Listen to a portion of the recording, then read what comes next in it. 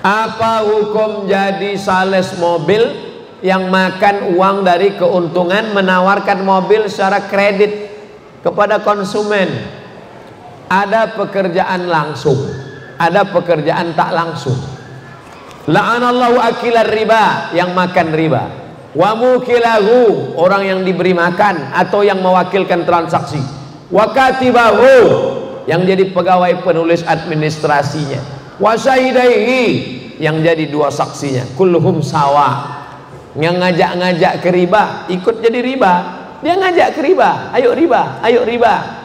Nah, Rasulullah an samanil kalbi, Rasul melarang jual beli anjing. Wa mahril baghi, hasil prostitusi, PSK. Wa hulwanil kahin, upah dukun. Dukun kena juga, termasuk majalah-majalah, koran-koran iklan dukun. Bentuknya macam ustadz casingnya, isinya dukun, penasehat spiritual, hantu. Solusinya apa Pak Ustaz? Apa harus kita keluar? Cari rezeki yang halal. Allahumma aghnina bihalalika an haramik, cukupkan kami dengan yang halal sehingga kami tak terjebak pada yang haram. Apakah bentuk larangan kata jangan dalam Quran memiliki arti yang sama seperti jangan kamu makan babi? Apakah sama dengan janganlah kamu bersedih? Ini dibahas dalam ilmu usul fikih. La ta'kulur riba, jangan kamu makan riba, dengan ayat la tadkhulu buyutan ghaira buyutikum hatta tasta'nisu wa tusallimu ala ahliha. Sama ndak la di sini tufidul haram dengan di sini tufidul karahah? Maka di situ dibahas dengan ilmu namanya usul fiqih. An-nahyu lit tahrim atau lil karahah, al-amru lil wujub atau lin nadab. Nah, itu dibahas dalam ilmu namanya usul fikih. 2 SKS, 16 tatap muka, potong mid semester, potong tatap muka pertama, potong tatap muka petakhir, libur hujan 2 hari, banjir 2 hari.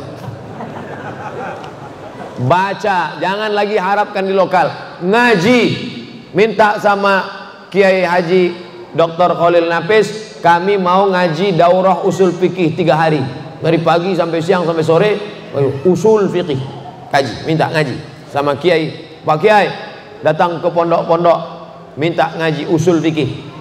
Halal, haram, makruh, mubah, itu produknya.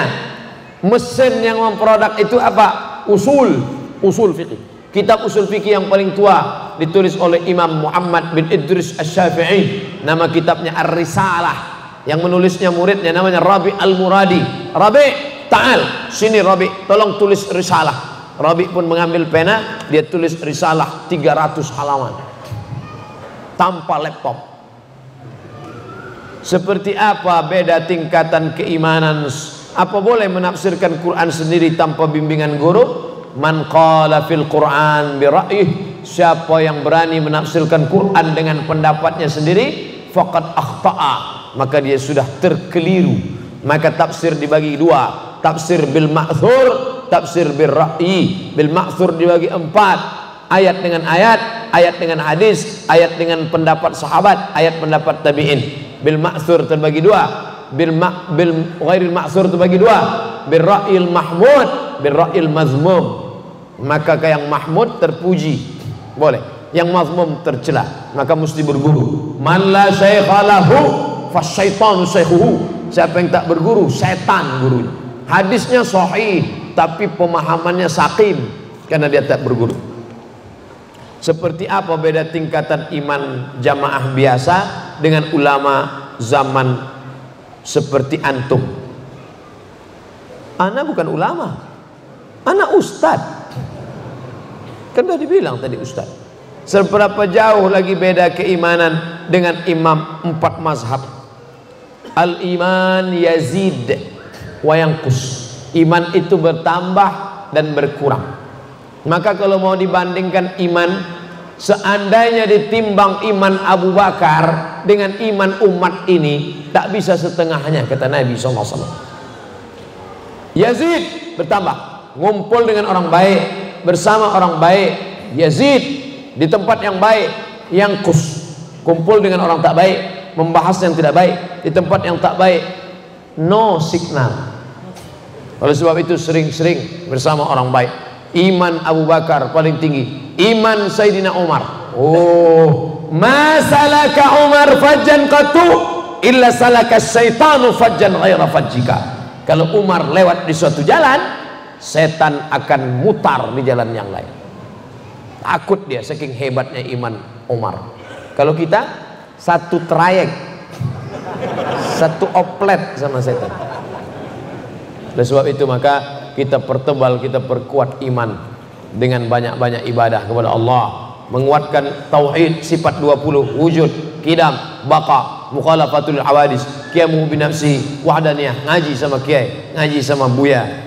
Lalu setelah itu kemudian memperkuat dengan amal, karena iman tanpa amal tak tumbuh, dia mati, dia sama seperti benih yang tak tumbuh. Ila ustadzinal karim Abdus Somad, dumtum fi khairin wa barakah, amin ya rabbal alamin. Apa saja langkah-langkah yang seharusnya ditempuh bagi seorang mahasiswa yang akan belajar ilmu perbandingan mazhab? Pertama, dalami dulu mazhab Syafi'i, dari mulai yang bawah, matan Abi Suja, lalu kemudian kitab-kitab bawah, I'anatul Talibin, Fathul Qarib, Fathul Mu'in, naik kemudian Mahalli, ke guru-guru kita masing-masing. Ada perbedaan sedikit antara mazhab Azhar dengan manhaj pondok-pondok di Indonesia, tapi rata-rata kitab itu yang dipakai. Lalu kemudian kitab Imam Nawawi, Raudatul Talibin, Al-Majmu' Syarah Muhazzab. Nah, ini kuasai dulu mazhab Syafi'i. Habis itu baru mazhab yang lain melalui kitab perbandingan mazhab. Yang paling tua ditulis oleh Ibnu Rushd, Bidayatul Mujtahid wa Nihayatul Muqtasid. Yang lebih sistematis, simple, yang zaman sekarang ditulis oleh Al-Jaziri, Al-Fiqh 'alal Madzahibil Arba'ah.